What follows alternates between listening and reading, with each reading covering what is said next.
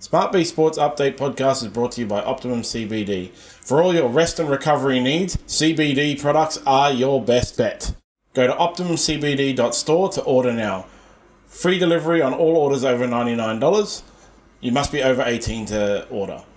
I use Optimum CBD products personally for my rest and recovery. I train 6 days a week in Jiu-Jitsu, as you've probably heard on the SmartB Sports Update Podcast. I teach, I train, I compete. And without Optimum CBD products, I wouldn't be able to do it. Optimum CBD for all your rest and recovery needs. The footy is not far away. The first pre-season challenge game is on the 7th of February, the Sharks and the Warriors. The Panthers playing the Raiders on the 8th of February, and I guess the idea with that is they are the Vegas teams, so they play their pre-season game first, and then they go to Vegas, and then the week after, everybody else plays their first pre-season game. So yep, and so that makes sense, but something else that the NRL have done doesn't make a lot of sense. Not much of the NRL does make sense. You know, in that pre-season challenge that they have on the 16th of February, the Bulldogs are playing the Tigers and the Dragons are playing the Roosters in a double header at Cogra. And that'll be interesting because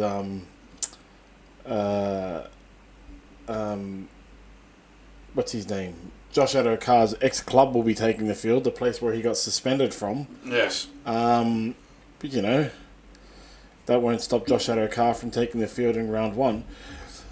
So, the NRL have handed down their decision on the Latrell Mitchell and Josh Addo-Carr being allowed to serve their suspensions during the All-Stars. Yes, so, yep, the NRL's ruled that Latrell Mitchell and Josh Addo-Carr can use that All-Stars clash towards their respective suspensions. So this will allow Latrell Mitchell to be available for Souths in round one, because it was only a one-game ban for him, while Addo-Carr can play for Parramatta from round 3 onwards. Coincidentally, that round 3 game is against the Bulldogs, his former club, and so yeah, that will be very interesting, especially given that he should have been missing from that game if the NRL weren't so weak in allowing him to use the All-Stars game as part of his suspension. Let's also remember that he did serve one of the games in that semi-final between the Bulldogs and Manly. Why he was allowed to do that, I have no idea, because he voluntarily stood down from the game.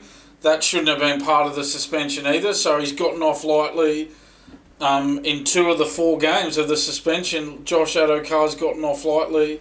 If you voluntarily stand down from a game, you shouldn't be able to use it as part of your suspension. And an exhibition game like the All-Stars game is allowed to be used as part of the suspension. What a farce. Suspensions are not meant to suit the players who commit offences. They're not designed like that. They're designed as deterrence from the player offending again in part, and also in part as a punishment for what they've done. Yeah, and it's meant to affect the team, the players' team. It doesn't affect the All-Stars at all. Like I keep saying, if it affected the All-Stars, it's a little bit more understandable, but it doesn't affect them at all. They still have the same complement of players. Yeah. They can pick anyone else. I mean, if they were going to let Latrell Mitchell serve his suspension in Indigenous All-Stars, why didn't they let him just serve it in the last game of the round when they wanted to, when he was injured? Why didn't they just let him do it then? Why didn't they just let their Rabbitohs name him then? And then he could play in the Indigenous All-Stars. Yeah. You know, like, wouldn't you prefer Latrell Mitchell playing in the Indigenous All-Stars? Yeah. So what we talked about at the time, this has been obviously ongoing speculation about this, but I think in the end we're not really surprised that the NRL have caved here.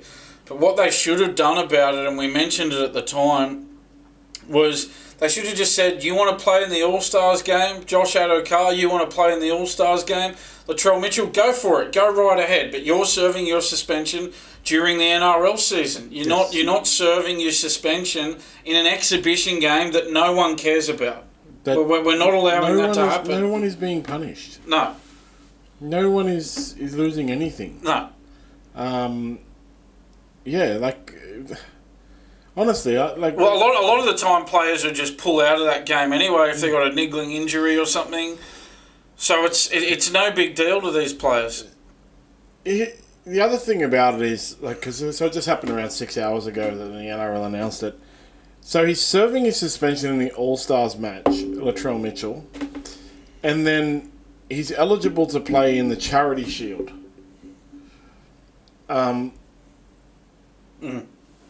Could he also have served this? That's one of the things they mentioned. Like, could he have also have served his suspension in the Charity Shield if he decided he wanted to play in the All-Stars? Is that what they mean? The player who's been suspended, it shouldn't be up to them when they serve their suspension. Like, who's running the show here? Are the NRL running the show, or are the players who were suspended running the show?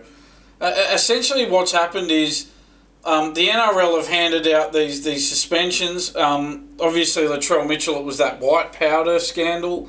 Someone taking a photo of him with some white powder. Oh, I wonder what that was. I'm not sure. And Josh Addo-Carr failed that roadside drug test.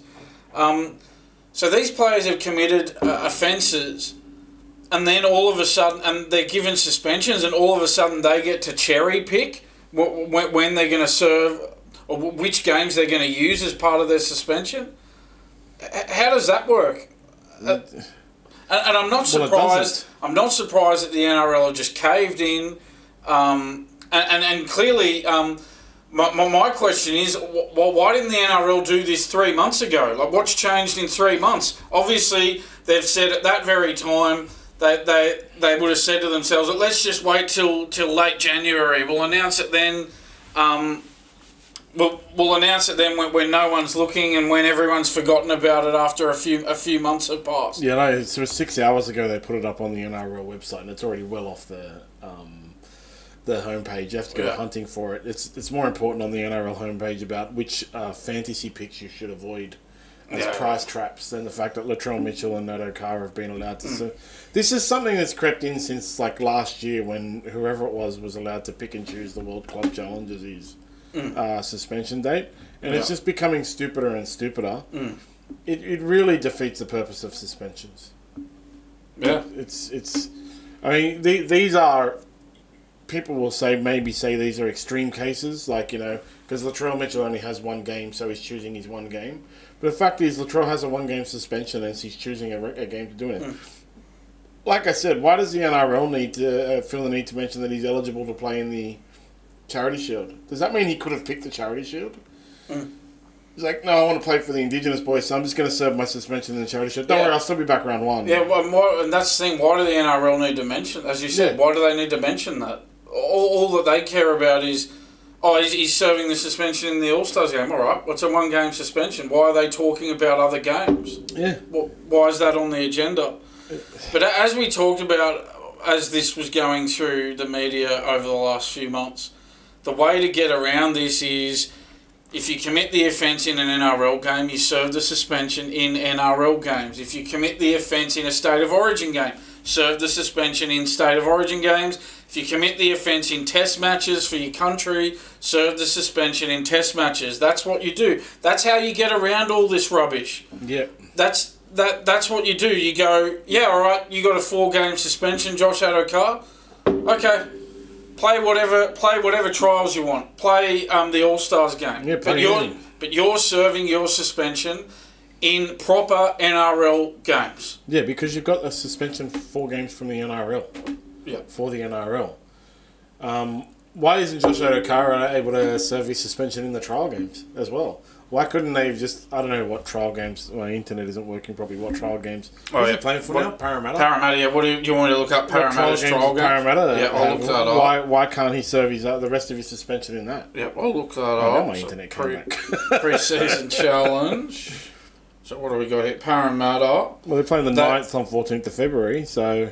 Are they playing 2 games in the pre-season? Yeah. Knights on the 14th of February at McDonald Jones Stadium in Newcastle.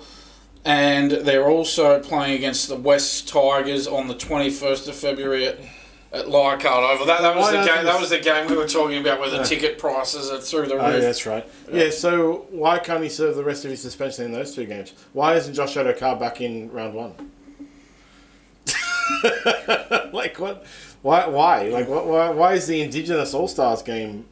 Yeah, that's suspension worthy. Yeah, but the trial game, the pre-season challenge games are not suspension worthy. I mean, I don't think that just to clarify, I don't think they should be suspension worthy, because if they were, all clubs would do is name their player on the bench.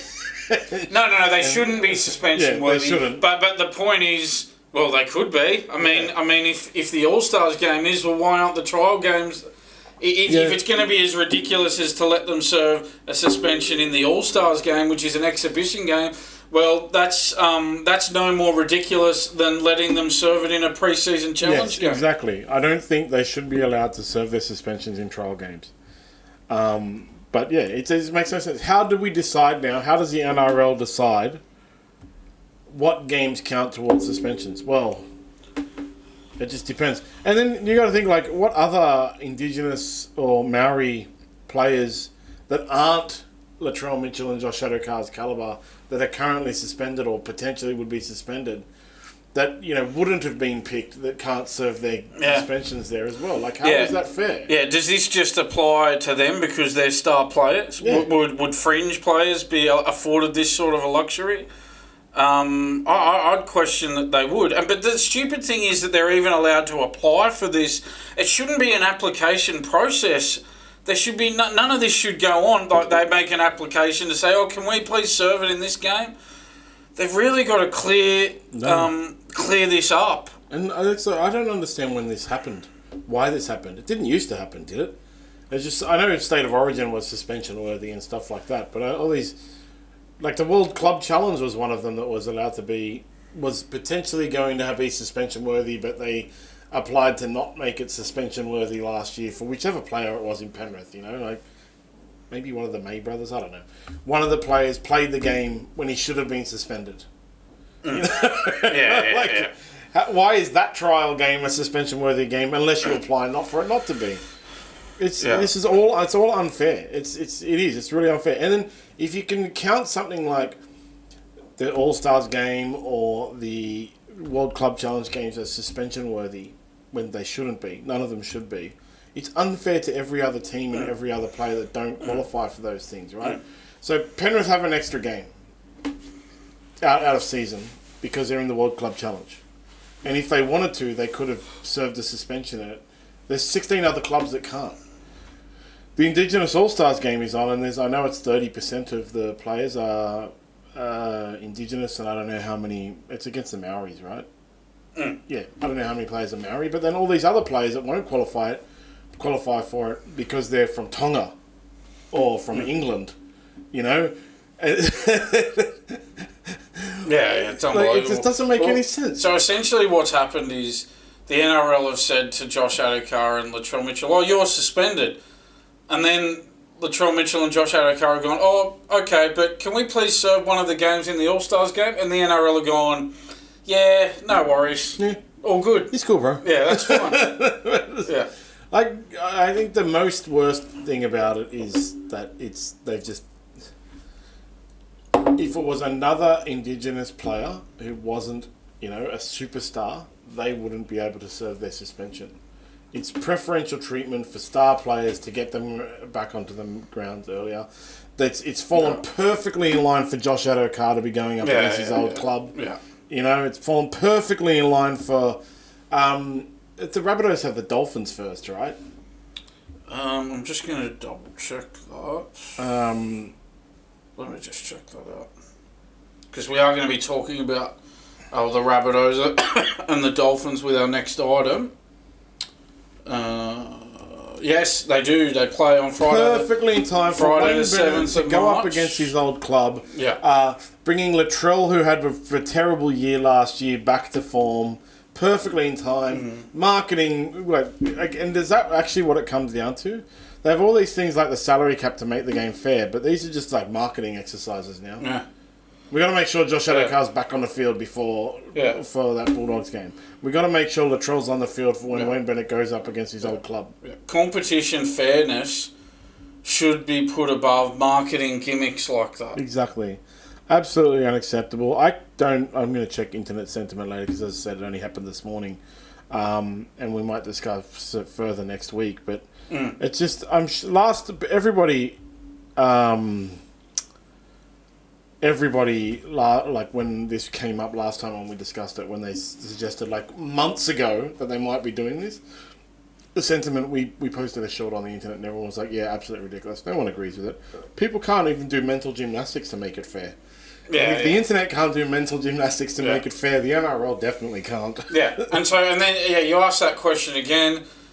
What's different now than was different at the times they handed these punishments down? That they could have announced this at that time, but obviously it was the old PR trick. Wait for a few months, wait for it to die down and nobody to care anymore, and then we'll announce it when the tennis is on, when no one's watching in the summer. Yep, and then we'll just drop it down off the webpage straight away so we can talk about which fantasy picks you should avoid because they're price traps. Yeah. Like it's not even like, you know, big news in the newspapers and stuff. Like it's just been glossed over.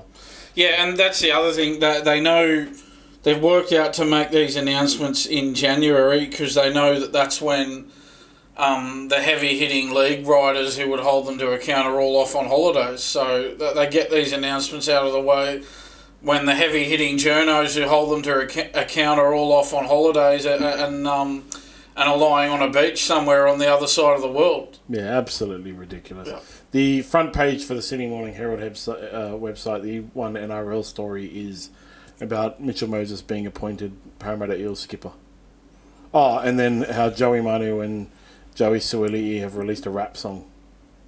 Yeah, that's some hard-hitting news there, isn't it? I mean, if I delve deep into it and go to the NRL page, I can find that Latrell. But honestly, they've obviously pulled in some favours with the news as well. You know, like, just drop this down the news, guys. Anyway, I'm sure, we'll be discussing it next week as well. There'll be some fallout to that. Indigenous All-Stars is on the 14th of February? The 15th, 15th of February. I've got something on the 15th of February, I don't know. But I'll probably watch it on my phone. No, I cancelled my KO actually, so I won't be watching it on my phone. Done with KO. Done with it. I'd prefer not to watch than continue to pay for that absolute garbage service after that UFC debacle. Anyway, moving right along. Speaking of Wayne Bennett, so yes, the Dolphins will be playing Rabbitohs round 1 perfectly in time for Wayne Bennett to bring Latrell Mitchell back to best form. Yes. And there's further herb and spice in this game, that's for sure. The Hamiso Tabuai-Fidow. I don't want to bungle it. Hamiso Tabuai-Fidow. Yeah. Not good with names. So he's had a shot at Wayne Bennett. He has, yeah. He said he was talking to the Courier Mail, the Hammer, and some quotes from him. He's talking about the differences under new coach Christian Wolf as opposed to how things were under Wayne Bennett last year. And some quotes from him. He says the standards have gone up a level. So that's a direct shot at Wayne Bennett, if ever you've seen it. He says the way Wolfie, obviously Christian Wolf, Rory, Kosh Jason and Feeney, Nathan Feen, who are the assistant coaches, are pushing the boys. They've all put their hand up, willing to work hard for each other. We dropped off a little bit last year. Our standards weren't as high as they are now coming into the pre-season with the way the boys have been training. So that is a real direct shot across the bow at Wayne Bennett, and that really does, spice things up for that round 1 match that we talked about between the Rabbitohs and the Dolphins. I can't wait for it. It's great. It's great theatre for that game. It makes that game more interesting. So good on Hamiso for coming out in the media and saying that. I applaud him, and there should be more of it. We spoke about it every week last year after round 11. When the Dolphins died, it was obvious that Wayne Bennett's attention had moved to the Rabbitohs in 2025. Yeah. Press conferences for the Dolphins games were all about the Rabbitohs. And so I think that just speaks more that really Wayne Bennett had not worked at the Dolphins for half of the year. Well, he was even helping Rabbitohs interim coach Ben Hornby at the time. He was on the phone to him all the time. He was on the phone to players all the time, telling him where to run. The Dolphins really should sue him for their money back. Well, they were sitting in 4th place after 10 rounds, but then they missed the top 8. So, talk about a fall from grace. And it all happened after Wayne Bennett had signed with Souths for this year. So there was a clear drop-off. Clearly his attention was focused elsewhere. And gee, I really hope the Dolphins give it to the Rabbitohs in that game. I think that'd be justice. I hope, just go through the entire year with the Rabbitohs making the 8 and then the Dolphins missing. The Dolphins making the 8 and the Rabbitohs missing out would be even more triggered by smashing in the first round, like 64-0. Yeah, I'll tell you what, they'll be up for that game, the Dolphins. For sure. There's no doubt about it. They lost 6 of their last 8 games, the Dolphins, to miss the finals last year. So that was a real drop off in form. I mean, you'd have to think that Bennett's decision to sign with South had a lot to do with that. I mean, it's no coincidence that they just so happened to finish the season so poorly ever since he'd signed to coach another club and was on the phone to the interim coach at the other club and on the phone to players at the other club. Yeah, it was definitely... causation and correlation are not the same thing, right? So the rock doesn't keep the tigers away, Simpsons reference. Lisa, I would like to buy that rock. That's when the Simpsons were good, right? Yeah, exactly. What, 1999 and earlier? Yeah. I don't think they've made a good one since about 2000. Terrible. It's a hard watch. But that's just too coincidental, what happened with the Dolphins. And history with the Dragons showed the same thing. You know, when he walked out on the Dragons at round 11 and sided with the Knights, they were also leading the ladder and whatever round it was, round 10, and then ended up coming 6th that year or something, the year after they won their premiership. So, you know, obviously the Dolphins can't do anything about it now, but I'm sure they're sitting there just thinking, man, we should have sacked him. We should have let him go straight away. And we'll see what happens. Yeah, and it's a lesson to other NRL clubs. Yep. If a coach signs with another club mid-season and he's still got to serve out time, then let the coach go straight away. I think it's different for players. A player, it's just one player. But a coach is so integral to a team. There's so many, I guess, layers to the role of coach. You've got to think about things like recruitment for next year, management of salary cap. The coach may take players with him to the new club. There's so many things you need to think about with a coach. That the moment that a coach signs with another club for the next season, see you later, show on the door. Exactly. Speaking of coaching, yes, it's Gorden Tallis, who's the coach of the Broncos, right? Certainly thinks he is. Yes. He had a suggestion for the captain of the captain of the Broncos should be, which Michael Maguire, Gorden Tallis' sworn nemesis.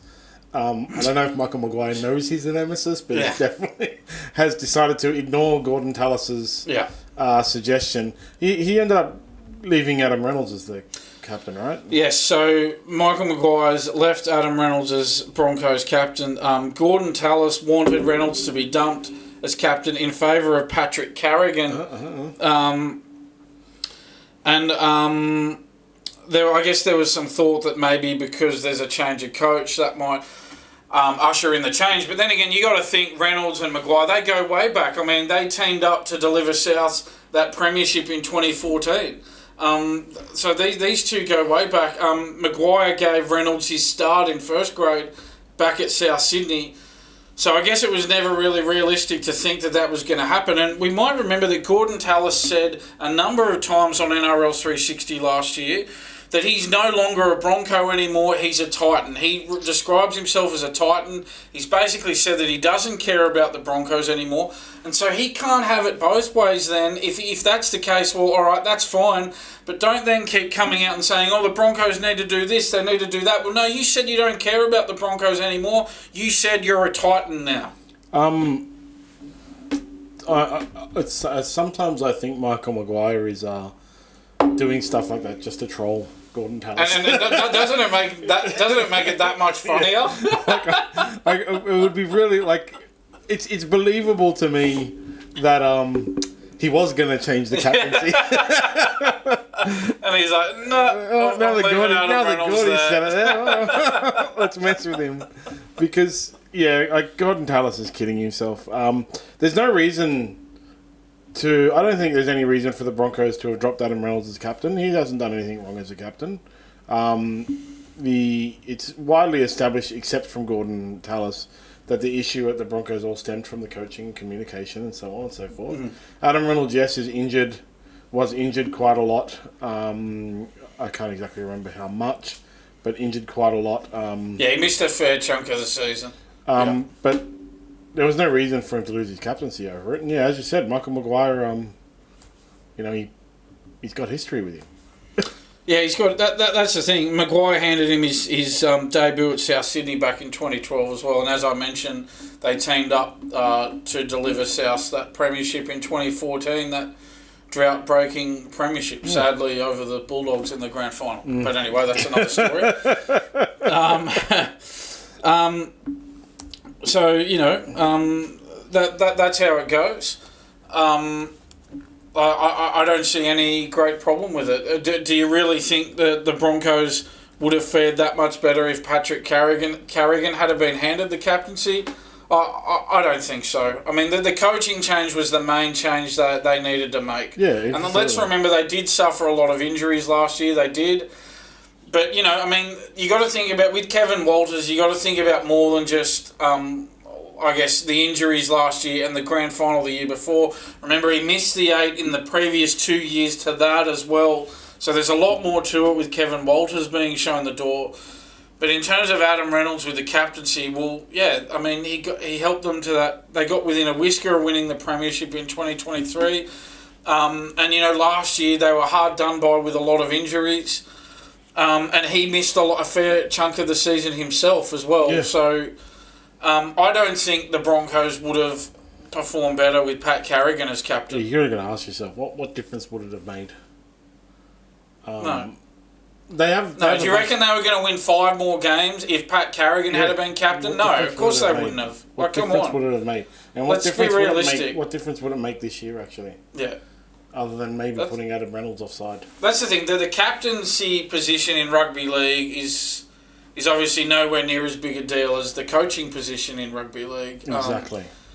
And that's the thing. The captain of a rugby league team is not the same as the captain of a cricket team. Like, the captain of a cricket team, well, they're basically a captain coach. There's a lot more responsibility being a cricket captain than a rugby league captain. So I think Gorden Tallis has just got it in for both Michael Maguire and Adam Reynolds. Yeah, absolutely. He was sniping at Adam Reynolds all year last year, giving it to him. He gave it to him about that 2023 grand final when Nathan Cleary just turned it on in the last 15 minutes there. And Gorden Tallis just took shots at Adam Reynolds all off-season. And then he took shots at Michael Maguire all year last year. And then Michael Maguire really showed him with New South Wales winning that Origin series last year. I think... So, Gorden Tallis, it's all agendas. He's just got it in for Michael Maguire. He's got it in for Adam Reynolds. And this is his way of trying to get back at them. I'm curious. This is a really exciting thing for me this year, to see how the Broncos go and if they go well and how Gorden Tallis tries to twist it. Yeah, I can't wait for NRL 360 this year. I really want to see how he twists it. How's he going to spin it if they're coming first, but they could be scoring 30 extra points a game if Carrigan was the captain. And you know that it'll either be one or two things. If they go badly, he'll just sink the boot in and say it's because of Maguire. And if they go well, he'll make, as you said, he'll twist it. And try and make it, they could be going better. Even if they're first and they're the best defensive and attacking team, it's going to be something like... They could be undefeated if they if Carrigan was the captain. Speaking of captains, Benji Marshall's decided to name 2 captains. Yes. They had a big scare with Luai the other day. I mean, it seems like it was like a 2-hour scare. Yeah, it seems like he's going to be fit for round 1. I mean, if he misses these pre-season games, who cares? Yeah. As long as he's fit for round 1, and it seems like he will be. Yeah. But Scott Sattler has questioned Benji Marshall's decision to announce 2 captains. I always find the multi-captain thing bizarre, and the Tigers have had a history of that. Wasn't the Tigers the team that had like 5 captains at one stage? Yeah, they had any number of captains. So Scott Sattler said he's not a fan of 2 captains at a club, and he thinks that it's only been done just to keep both of them happy. That's why, and what he said, his problem with it, I think, is...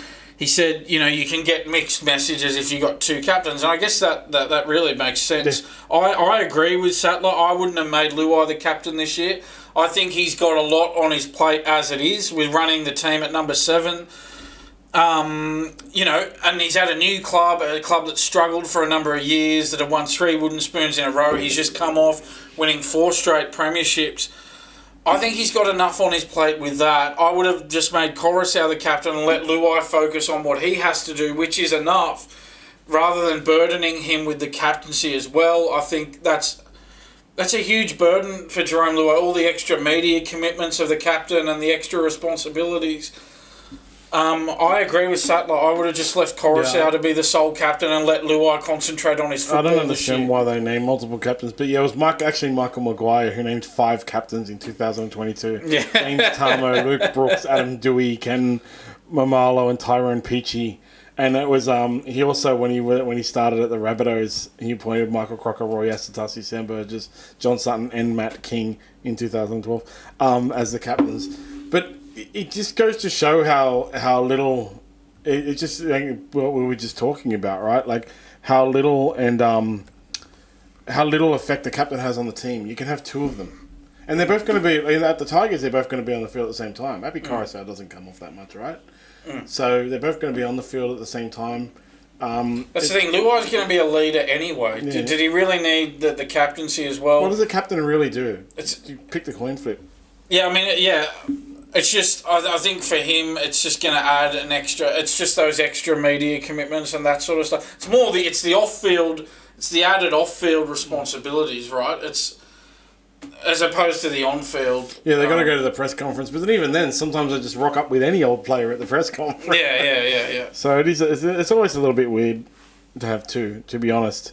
You may as well just have 1, but it's better than having 5.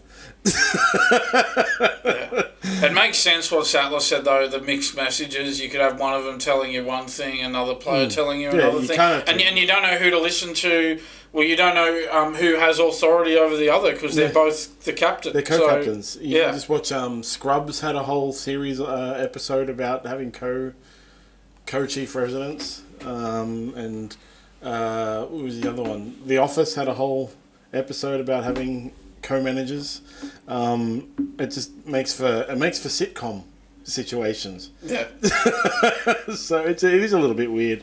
Whenever any team does it, lots of teams do it, and every single time it happens, ex-players and media pundits say, "Yeah, this is weird. What the hell's going on? Why are they naming 2?" No one ever thinks it's a good idea except the coach that does it at the time. You know, and I really want to see. Like, how does it even work if you have 2 captains and one of them goes and does the coin? Because, only the captain is allowed to approach the ref or whatever, even though every player does. Yeah. Which captain? Yeah. That's the other thing. Like, it's not really fair that just because a team names co-captains that 2 players can go up to the ref. Just name everyone the captain. For every team, it should just be one player can talk to the ref. You got to nominate the player. Guys, all 17 of you are captains, so all of you go and talk to the ref in every situation. Yeah. It's a little bit. Yeah, you nominate one player and they can talk to the referee. No one else can. That's something the NRL should say, like captain, vice captain. That's it. And does that mean that if I'm doing fantasy on Smart Play, I can name 2 captains? No, I can't, because you get double points for your captain, so yeah. I'd prefer it if no players ever talk to the referee. I wish the ref would just say, go away, this is my decision. Yeah. But that's probably not realistic. Moving on to State of Origin, as we know, Laurie Daley is now the coach of State of Origin for New South Wales for the 2nd time, and Corey Parker, who was a club captain, who should change his name to Captain Obvious, says Laurie Daley will be under enormous pressure as a New South Wales coach. Yeah. Every Origin coach is under enormous pressure. Billy Slater is under enormous pressure. Yeah, he wouldn't want to lose another series. Yeah. He wouldn't want to lose 2 series in a row, that's for sure. Especially last year, because of the whole circumstances of last year, where not only did he lose, he was like a record-breaking loss in the, we won in Queensland, won after losing the first one, blah, blah, blah, blah, blah, blah, blah, all that kind of stuff. So out of the 2, you've got to say, really, to me, that Billy Slater is actually under more pressure, because if Billy Slater loses again, he's definitely gone. Laurie Daley is going to be allowed to lose one. Now that, because Michael Maguire won, Laurie Daley is going to be allowed to lose one, and it's fine. That it won't have that much of effect, really. Yeah, probably. I mean, if he loses 3-0, though... Oh, well, that kills everybody. That's what I mean, like, every State of Origin coach is under pressure. Because if you lose 3-0 at whitewash, you're out. That's the thing. I think that's the difference. If it's a 2-1 loss, he survives. Yeah. If it's 3-0... Probably gone, right? If it's a 2-1, it'll be like, it's all right because it's his first year.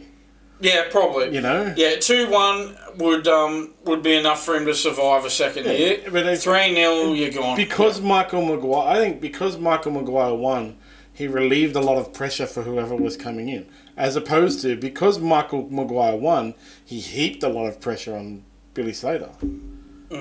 Like, so... And Slater didn't handle that loss well last year either. Made those smart aleck comments in the press conference where he said... the reporter asked him a tough question and he just said, we're still Queenslanders or something, like the response that didn't make sense. He just did not handle that defeat well at all. So he's a good winner, Billy. He's good when things are going well, but that really didn't look good the way he handled that series loss last year. So, yeah, he is under pressure this year. If Queensland lose this series again, well, he might be done and dusted. I think they wouldn't. Queensland surely wouldn't accept losing 2 in a row. They lost 2 in a row and it was Kevin Walters who got sacked, right? Well, they won 11 out of 12 between 2006 and 2017, and then New South Wales won in 2018 and 2019. So they did lose those 2 in a row. Queensland won in 20, New South Wales won in 21, and then Queensland won in 22-23, New South Wales won 24. Yeah, so it was the back-to-back series losses for Queensland were in 2018 and 2019. Yeah. Yeah, didn't. I'm going to look up. Kevin Walters, right? I'm going to look that up. Sacked after. I'm going to look that up. Yeah. But look, it'll be interesting the State of Origin series this year. Already looking forward to it. Just having a look at this. Yes, so yeah, you're right. Yeah, so 2019 was Kevin Walters' last. Origin series as Queensland coach. And yeah, that was when they lost 2 series in a row to New South Wales. By the way, Gorden Tallis, Kevin Walters has been sacked from every coaching job he's ever had, bro. yeah, he never mentions that, does he? Unlike Michael Maguire. He's quick to say that about Michael Maguire. Michael Maguire's at least resigned from one of them. Just occurred to me. Still, this is the Dragons thing, right? So, yes. Corey Parker has also had something to say about this Francis Molo situation at the Dragons. So, Francis Molo basically just stopped turning up to training, wants an immediate release, refuses to play, refuses to do anything, and expects to continue getting paid, from what I understand. What the what? How does this work? Players are now allowed to just not turn up to training anymore? Yeah, and so Corey Parker has said, well, it's a two-way street. He's saying that, players cop it when they're in the situation that Molo's in now, where they're clearly agitating to get out of the club. But he said, the club never faces the same scrutiny as the individual player, and it's a two-way street. But, I mean, that's because fans are more attached to clubs than they are to individual players. So, of course, an individual player is going to face more scrutiny. I would argue that. I think clubs get heaps of hammering. We've had lengthy conversations about clubs letting players go and how it's unfair that they can just treat players badly and let them go and players have no control. But I've never seen a club try and get a player to leave and then say, don't come to training until you get out, though. Like what Francis Molo has done is taken his... maybe I'm biased because it's the Dragons, and I'd be laughing at it if it was any other club. But Francis Molo has taken his ball and gone home, refusing to go to training, demands a release. The Dragons are well within their rights to keep him out of the game. He could have approached the club, been mature about it. There have been other circumstances of players not going about it the right way, and... Ryan Madison was one that did a whole bunch of nonsense. But why would anybody want Francis Molo now? Yeah, this is the thing, his other potential employers would be looking at this and going, well, is he going to do this to us as well? Yeah. He doesn't like it, so he's just not going to turn up. That's not exactly a trait that you'd be looking for if you're a future employer of his. Exactly. This is somebody who just doesn't want to show up to work and they're kicking stones because a few things don't go their way. You can't expect everything to go your way all the time. No, it's totally not good behaviour on the player's behalf. And yeah, like I said, the Dragons should just... I mean, the problem with when players do this, or anyone does this, or you have this kind of situation, is it counts in the salary cap. You know? So, as much as I say, like, the club is well within their rights to make him sit out for the year, that's a player. And teams and salary caps are, if they're done by a good coach and club, are managed in that, you know, we have this many forwards and this many backs and these guys that can play this kind of position and this kind of role and fill in here and stuff like that. And, you know, it causes a big issue. So they can't, them sitting him out, I mean, it's not like it's Tom Trbojevic and they're Manly's sitting out a quarter of their salary cap or whatever he's getting paid now. One player. But it's still like, it does badly affect the team. And yeah, it's just, but still, if I was the Dragons, I would sit him out for the year and not release him. Yeah, and I guess what Parker's probably getting at is often you hear some commentators say, you know, like clubs can never do a good deal with a player anymore because, you know, a player might, let's say a player signs on $300,000 a year, but they play to the ability of somebody on $600,000 a year. Well, that's just smart management from the club. They've got $600,000 worth of value out of a player who's on $300,000. But the problem is a club can never do that deal because as soon as a player realises his value has gone up, well, then they do what Molo's done and agitate and want to get a release. And I guess what Parker is saying is that, well, that has to go back the other way as well. Like if there's a scenario where a club is paying $500,000 a year for a player who's only performing at the level of somebody on $250,000 a year, well, the club's just got to suck that up as well and go, all right, we overspent on this guy, we've got to live with it. And I think that's where Parker's coming from. Well, you know, even in that, the NRL controls downgrades as well. You know, you can't give players too much of a downgrade. I don't really 100% know the salary cap rules, but it is like something like that. You can't downgrade, you know, in new contracts. If you realise you've overpaid for them, you can't then... Yeah, well, we even had that scenario where Tom Trbojevic went to, I think, was willing to take a pay cut, and Manly sort of tried to, basically, it was pretty ordinary for Manly trying to guilt him into taking a pay cut. But anyway, so that we had that scenario, and then I think the NRL just sort of said, no, look, you can't do that. So if you want to... Look, there is no two-way street, actually. Like, we've talked about it before. The players have less control than the clubs. But, you know, players can go to other clubs. Clubs can go to other players. That's the trade-off. But you're never, not necessarily going to be able to find another player as a club, find another player that you need. But a player will always be able to find another club. You know, either here, overseas, off the Japanese rugby, or whatever. They'll always be able to find another club. But yeah, I can't believe this behaviour where it's just like, I'm just not coming. If it was any other job in the entire world, like a normal job, if Francis Molo just goes, I'm not coming anymore, they'd be like, cool, you're fired. Yeah. Like, that's it. Yeah, you're gone. And it should give them grounds to sack him, and for his money to be, you know, included in their salary. The money should be freed up for them to... The money he's taking up in their salary cap should now be freed up for them to spend on other players. Yeah, exactly. That's how it should be. Because that's really like most clubs' real issue, right? If a player wants to go, they really want to let the player go in a way that they have their full salary cap. Okay, but like that's where it's in the player's favour, because a player can go to another club for an undervalued salary in that club because the old club has to pay. That's why Dragons got James Graham for $200,000 a year or whatever that was, because the Bulldogs had to pay each other $400,000 or $600,000 or whatever. It was great. Yeah. But yeah, like I think like the players need to wake up to themselves sometimes, and this, like, I'm just going to stay home and I'm not coming to the thing unless you let me go. All that, it's rugby league. It's played out in the media. We all know what's happening. Every other club knows what's happening. So every other club's going to go, do we want that guy? Bit of a liability, you know. Yeah. He's a starting front rower. But, you know, he's pretty good, but... This is where players have to be... This is where players have to be really careful of their player managers. And obviously his player manager's telling him to do this. But is his player manager really... I mean, obviously his player manager thinks he's acting in his best financial interest.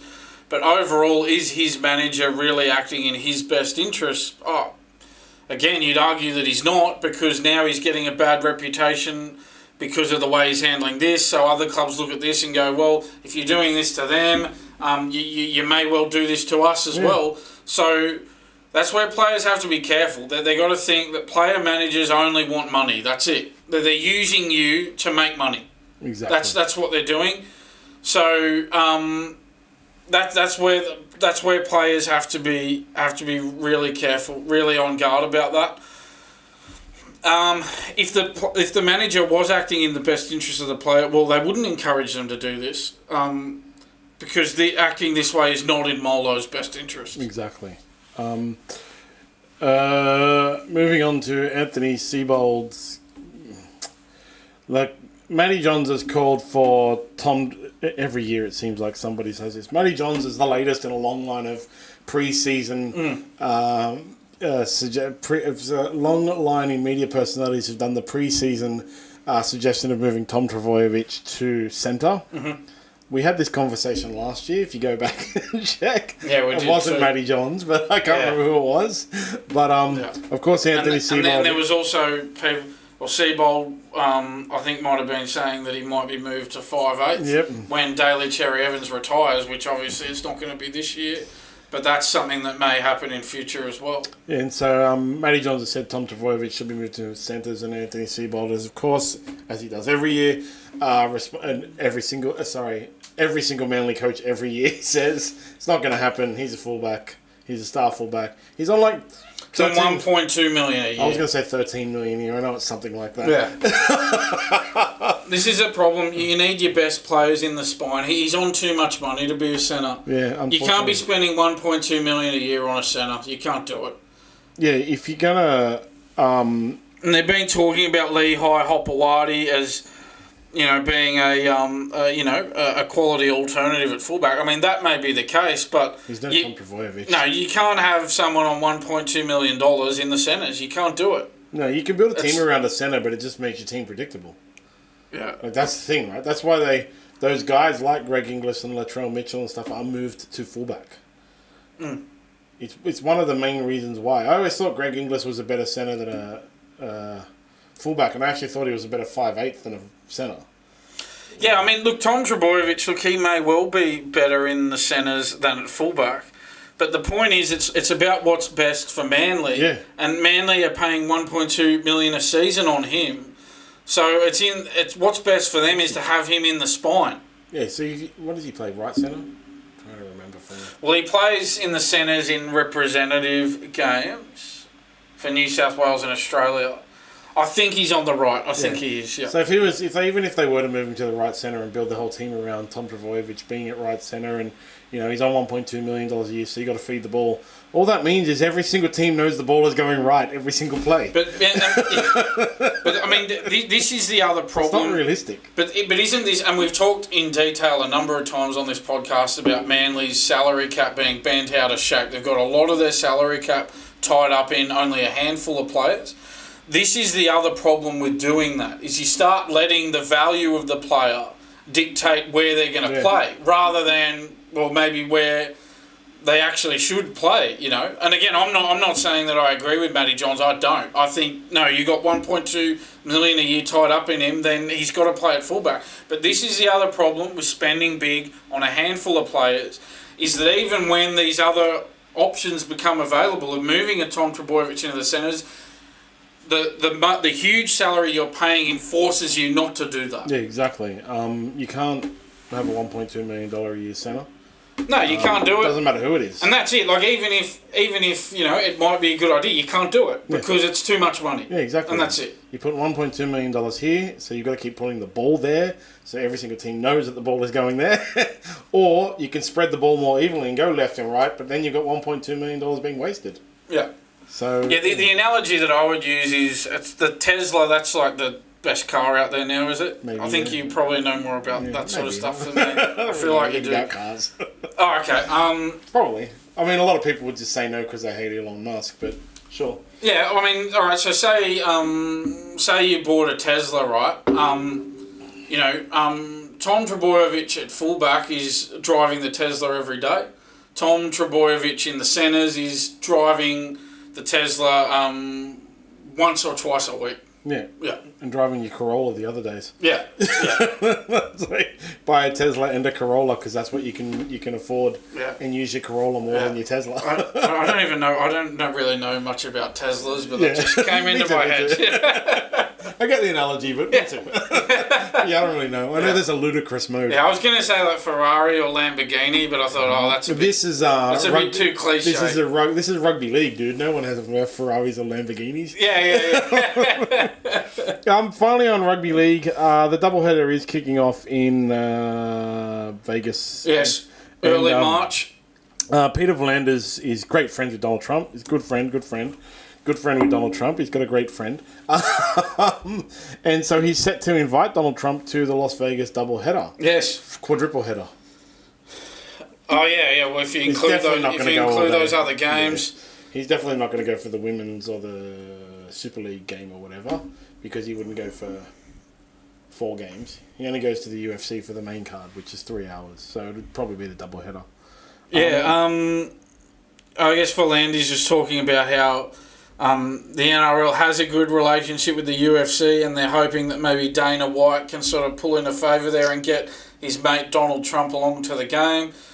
Trump, he's transactional. You got to think. Well, what's in it for him? Something's got to be in it for him to go to the game, I reckon. Otherwise, you're not going to get him there.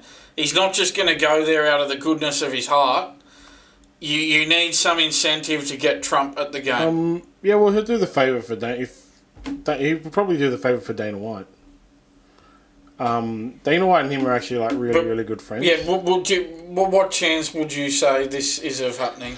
It all depends on how close Peter V'landers is to Dana White or Donald Trump in the end, because he would Donald Trump has said a lot how much he owes Dana White and Dana White owes him. Like those two guys really. Right. So if Dana White somehow owes V'landers, well, then that's V'landers' opening here. Yeah. Exactly. Yeah.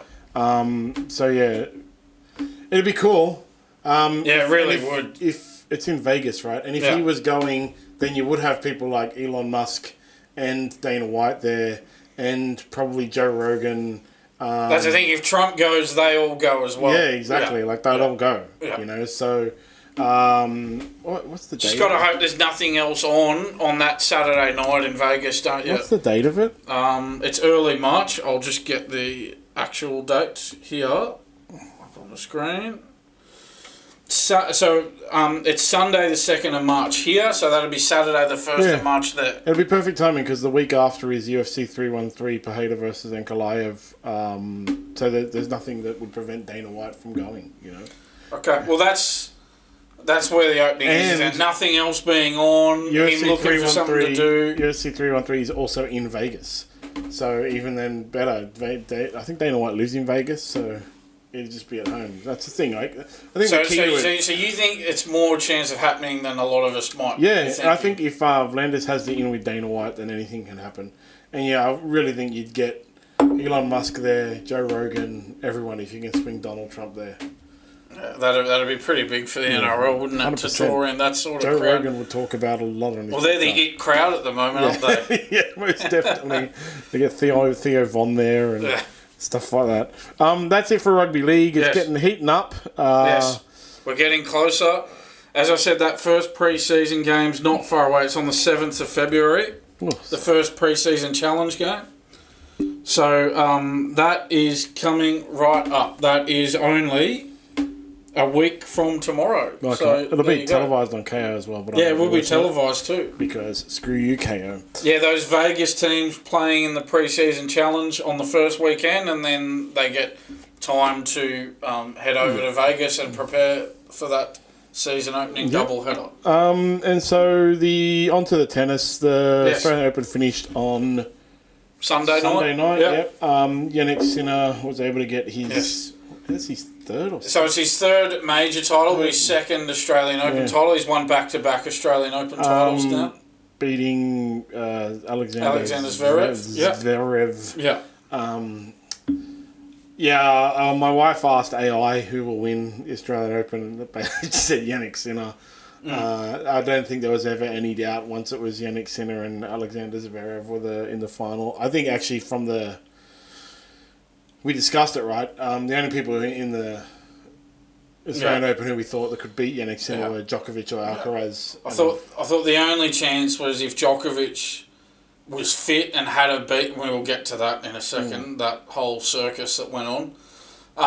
But if Djokovic had been fit and he had got into the final against Sinner, then I think that would have been 50-50. Yeah. But apart from that, against everyone else, Sinner was the clear favourite. Yeah. Yeah, exactly. So I think now all eyes are on this this hearing in April to determine whether Jannik Sinner gets a ban or not for those 2 positive tests from March last year, the Indian Wells event in March last year. Now, the issue that I have now that Sinner's now won another major is that, let's say he does get a ban, right? Let's say that in April Sinner gets a 12-month ban, right? Then you go, well, why didn't it happen last year at the time that he was... The positive test came out. So the positive test came out in March. Remember, nobody heard about it until August. It was kept hush-hush until August. If he had got a 12-month ban from March onwards, well, he wouldn't have played in the US Open last year and he wouldn't have played in the Australian Open this year, and he's won both those tournaments. That's a real problem for me. So if he does get banned in April this year, well, then you're going to be going, well, why did it take over 12 months for this ban to come into effect? That tarnishes the US Open last year and the Australian Open wins this year for me. They, they would apply it retroactively, probably, as well. And so it would be like, the ban won't be served. It's like when Paul Gallen and all those guys got suspended. So you reckon the ban may not even be served? So if it was 12 months, well, he wouldn't serve anything because it was from March last year. Yeah. So then it'd just be a token ban that doesn't mean anything. Yeah, that's what I think will happen if he actually does get it. But that'd be ridiculous. Yeah, I think that's what will end up happening if he does get banned. Right now in all sports, all of the drug testing and everything is broken. As I said, the only reason Jannik Sinner beat Alex de Minaur is because of the steroids. And we will get to that a bit later too. But if he wasn't on steroids, he wouldn't have beat Alex de Minaur. Alex de Minaur would have won the Australian Open. Yeah, sure. Clutching the straws there, John. But he tested positive for very low levels of clostebol, a banned anabolic steroid, back in March. And it only came out publicly just prior to the US Open in August. It was kept from the public for 5 months. The acceptable level of chlorostebol is 0, so very low levels is irrelevant. The acceptable levels are 0. You see what I mean about how long it's taken them to do this, though? Like, again, he tests positive in March, and then in March of 2024, and then we're not even going to have a proper hearing. The Court of Arbitration for Sport hearings not until April this year. Because WADA's been so busy trying to clean up their mess, and it's all just become ridiculous. If you want to be a professional sport with gambling, like official gambling, you have to have drug testing, basically all over the world. But it comes down to the drug testing is really determined by whatever the organisation wants to do, and no matter what the drug testing company does, the organisation doesn't have to follow them. Only the Olympics has to follow what WADA says, and it's just dumb. Like, the acceptable level of steroids is 0. That's the thing, and you get people like Andy Roddick who said on his podcast, it's so minuscule the amount that was in his system. It wouldn't have helped him if it was an attempt at doping. It's the worst attempt of all time. Roddick said something like that. Now, there's 2 things to think about with that. Number one is, that might not have been all that was in his system. That might have been all that was left at the time he tested positive. That's how drug cheats work. That's the first point to make, is that may have been all that was left in his system at the time he tested positive. That's the first point. The second point is, it doesn't matter necessarily how much it would enhance your performance. The point is, you're not allowed to do it. Yeah. You're not allowed to have this substance in your system, and he did. The acceptable amount is 0. They have a guideline. you know? They have a guideline for that. It's 0. Yeah. There's not 0, but we'll make exception if there's only a picogram like John Jones. But no, it's 0. The acceptable amount is 0. As for Andy Roddick's comments about it being, you know, the stupidest doping, everyone who gets caught is stupid. Like, this is the thing. If you listen to Derek from More Plates, More Dates, who is like a, you know, he's not a educator, like he doesn't have PhDs or whatever, but he's widely considered on the internet as the guy who is the best, like most leading expert in steroids and performance-enhancing drugs. He talks about how coaches in professional sports have approached him about helping their professional athletes cheat drug tests. And it was only like last year or the year before, I can't remember, it was he mentioned it on one of his videos. It became actually like a federal crime or something, punishable by jail time in America to help people do that. And he's Canadian, I'm pretty sure. But, you know, it became a federal crime because, and that comes back to it all has effect on gambling, right?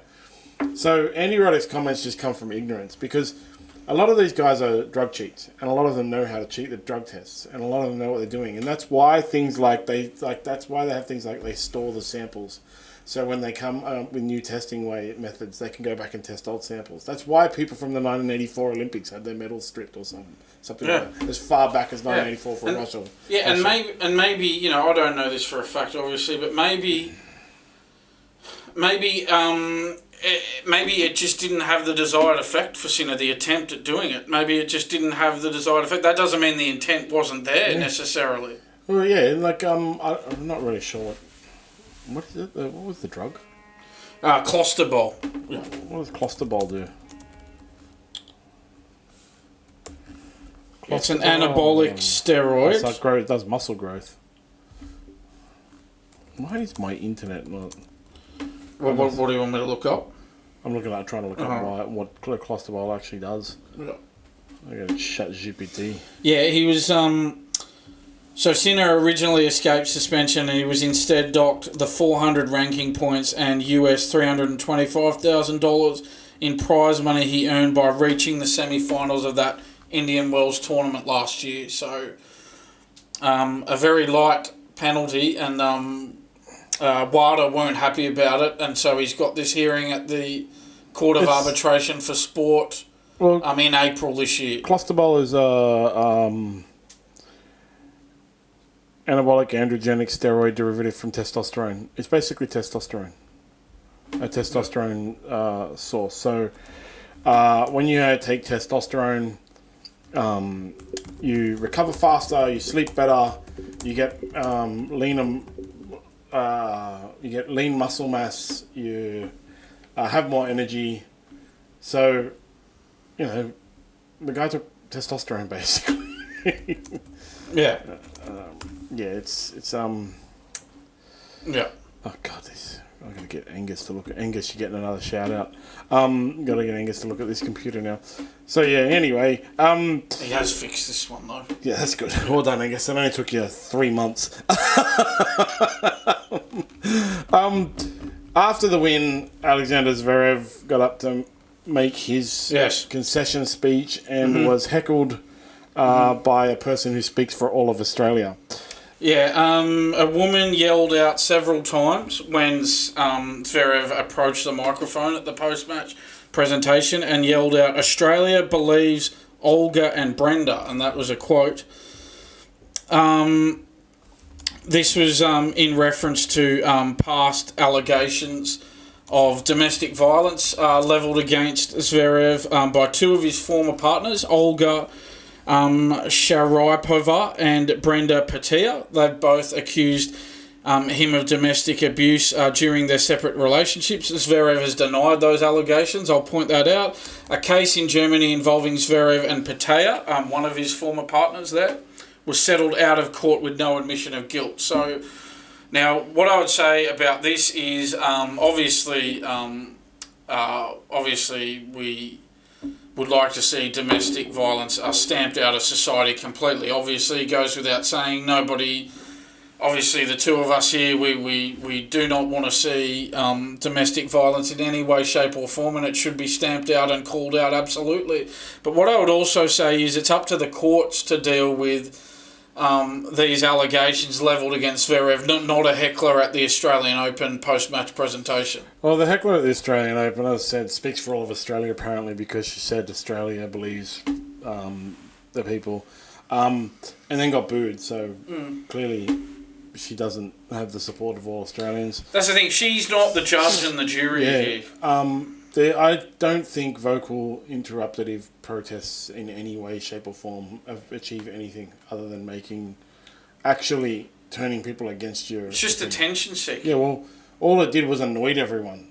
And so if Alexander Zverev was guilty of domestic violence, as you said, it's up to the courts to determine. He settled out of court with no admission of guilt, which means he is not necessarily not guilty, but it also doesn't mean he is guilty. And we don't know, do we? A settlement it doesn't mean you can't lean one way or another just because there was a settlement. Especially with rich people, because rich people will pay to, like lawyers will say, like you watch that what's that movie with the Mark Zuckerberg Social Network thing? It's got a good scene at the end of it where he asks one of the lawyers, like, so what happens next? And she says, we'll settle with them all. And he's like, why? Because he knows he still thinks he's right or whatever. Yeah. I mean, you can argue all you want over whether Mark Zuckerberg was right, but she says, because you're not likable, you'll never win. So, and that's the thing. It may have worked out that it cost more to defend the matter in court than to settle it. Lawyers will say to people on that, especially like, we'll just have no admission of guilt, we'll settle and go away because it will be cheaper for you. So that's the thing. He's got the money to do that as well. Yeah. I don't know if Alexander Zverev is guilty or not guilty, but that's irrelevant because people who come into the Australian Open and cause a disruption, even if he was guilty, you are turning people against that thought. People got more annoyed with that lady than with Zverev. And that's what all of that... People like Just Stop Oil and all those idiots, the guys who glue themselves to the ground and block people from driving and stuff like that, you're not turning people to your cause. Anyone in this situation, okay? That lady, she turned no one to her cause. Yeah. Everyone booed her. No one supported her. She got kicked out. She's been hammered in the media, hammered on the internet. So all she's actually really done is made people care less about domestic violence, actually. So, if you want to work towards ending domestic violence, go about it the right way. Support women who have been and men who have been victims of domestic violence. Speak out against it, but don't interrupt things. People care more about the fact that they paid $400, $800 for a ticket to the Australian Open than a general domestic violence thing. They really do. It's just how humans work. Yeah. I mean, there's a time and a place for everything, isn't there? The time and the place to deal with this is the German courtroom. Not centre court at the Australian Open. Exactly. Honestly, just people need to learn this. You're not helping your cause. Really, you're not. You're just not. You're making people angry at you, not at the person that you're trying to make them angry at. And so he addressed it in the I don't know if it's just because of English as a second language or anything, but he sounded like a bit of a goofball in the press conference after when they asked him about it. And he said, I thought he should have just not said a word. Like they asked him about it and he said, there hasn't been any new complaints in 9 months. And I was like, oh God. That's not your response, bro. No. The response is guilty or not guilty. The response is zero response. Yeah. The response is, I make no comment on this. We move on. If you're guilty or not guilty, that's right. It might have been English as a second language thing. What he meant to say was, it's 9 months ago, let's move on.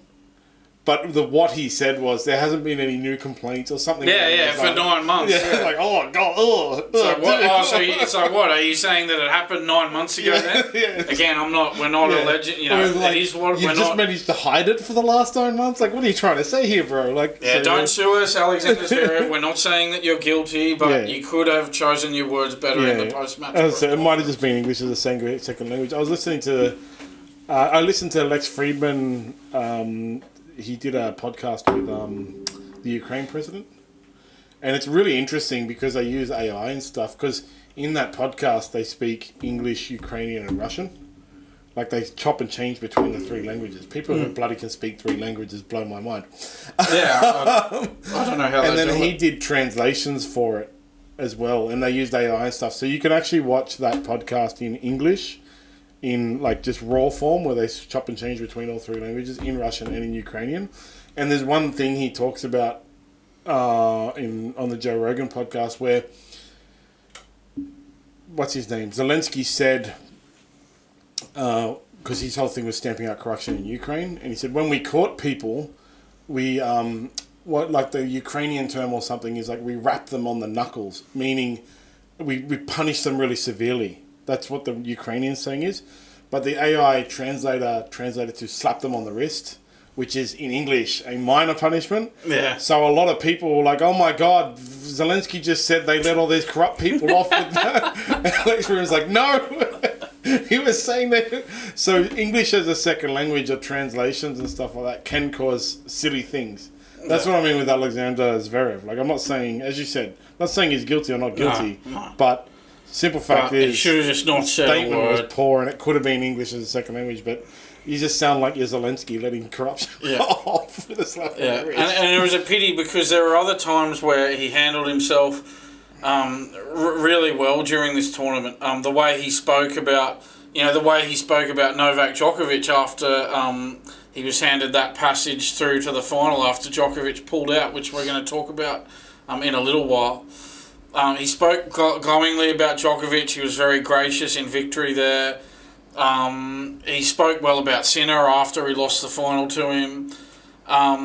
He spoke really well about Rafael Nadal after he beat him in his last match at the French Open last year. He's become a really good speaker, Zverev. A really gracious speaker. A good winner. There's a lot to like about him. But, if he had his time over again, he really shouldn't have said anything in that press conference about that woman yelling out. Yeah.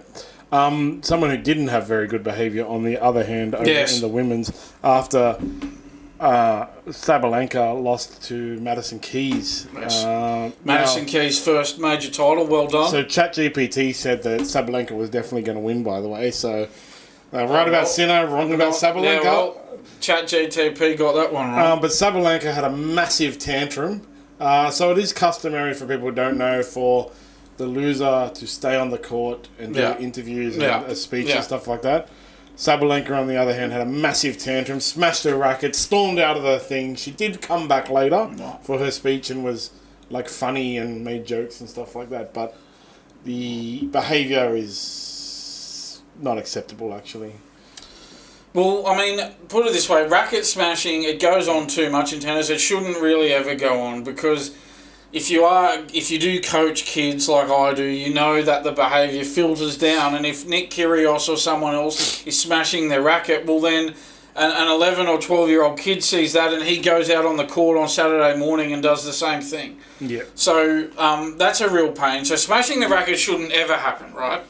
But it especially shouldn't happen after you've lost the final. At that time, you really need to accept defeat and accept it graciously. And yes, you might hate losing. I think everybody hates losing. Nobody likes losing. Yeah, we talked about tennis being probably, in my mind, the most intense sport in the world, actually. Silence. But you have to just handle it graciously. And if you feel like smashing your racket, you may feel like doing it, but just don't do it. Yeah. Don't do it.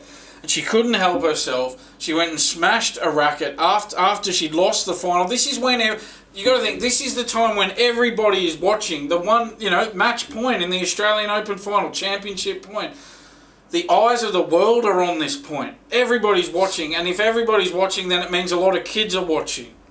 Exactly. And so it's at that very moment where you don't want something like this to happen.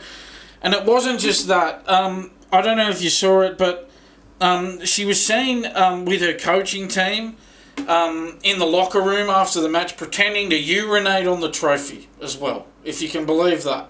That's what they did. They were caught on video pretending to urinate on the trophy, her and her coaching team. That wasn't all. She also made some weird comments in the post-match, in the her speech at the post-match presentation, she says, she's talking to her coaching staff, she says, as always, that's your fault, guys. She says, I don't want to see you for the next week. I really hate you. And then she says, she tried to pretend like she was joking. No, thank you for everything you're doing for me, and blah, blah, blah, blah. So it's this weird, was it a joke, was it not a joke feeling? I'll tell you what, the way their facial expressions suggested, the facial expressions of her coaching team suggested that they didn't think she was joking. No, I don't think she was joking. It was one of those sort of, is she joking or not moments where you go, what? Did she really just say that? So that's 3 examples of really poor behaviour after the final from Aryna Sabalenka. Clearly, she's not a good loser at all. This hasn't reflected well on her at all. And especially seeing as she won it the previous 2 years. I mean, it's not like she's never won this tournament before. She won it the previous 2 years. At some point, you have to go, look, I'm not going to win every match I play. That's going to include some finals. I'm not going to win every final I play. Sometimes you have to just suck it up and deal with it. And she couldn't deal with it. Racket smashing is ridiculous. It shouldn't ever happen. It happens too much, but it especially shouldn't happen after you've lost a final. Yeah, exactly. I was watching 10 most embarrassing moments in tennis TikTok this morning. And I had like that one where Nick Kyrgios had a big tantrum and trashed the whole court. And then walked off. Where he threw a chair or something? Yeah. Trashed the whole court and then walked off. And one of them was the racket smash from the Australian Open 2024-5. So, as if you don't need more of a reminder that Nick Kyrgios is a complete tool. Yeah, I got that one. I was like, I forgot about that, man. But now I remember. Yeah. Continuing with the tennis. Yes. So we talked about Novak Djokovic a little bit, but in the end, he came out, he played a set, and then retired injured. Yeah. So, and then, so I did do an article about this on our website the other day.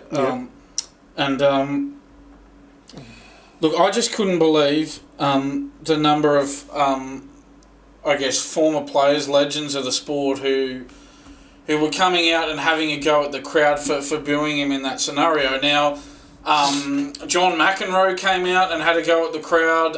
Andy Roddick on his podcast came out and had a go at the crowd. John Millman, former Australian, world number 33, came out and had a go at the crowd after that. Now, first things first, don't you think it's a bit rich of John McEnroe, who disgraced himself on the court at every opportunity as a player for years? Isn't it a bit rich that all of a sudden he's on his moral high horse about the crowd booing somebody? That's the first point to make. If we're relying on John McEnroe to tell us all how to behave, I think we're in a world of trouble somehow. That's the first point to make.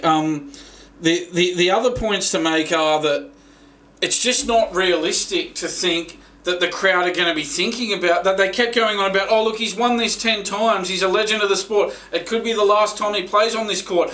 The crowd are not going to be thinking about that at the very moment where they see that he walks off the court after a set and shakes his opponent's hand. The crowd aren't thinking at that time, oh, it's Novak Djokovic, I'm going to give him a round of applause. How great is he? He's won this 10 times. He might never come back here. The crowd are not going to be thinking about that when he's walked off the court and cost them hundreds of dollars. Tickets started at $300 for that session. One couple paid $800 each for that session. You think they're going to be thinking about how many times he's won the tournament?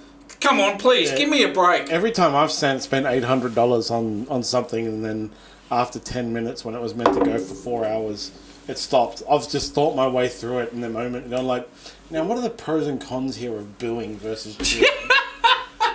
So, Novak Djokovic has won 10 times in previous years that I was never there for. Yeah, exactly. I was never there for those. I never saw those happen. He has won overseas as well. He is one of the greatest of all time. Yeah. But, that's pros, cons. I just blew $800.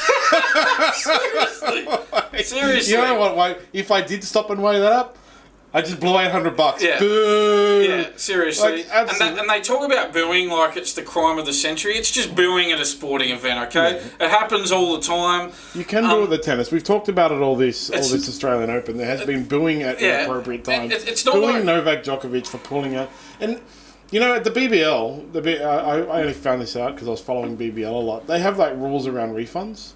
So, you know, because a bunch of games got washed out. If the game gets washed out in under... I think it's under 10 overs.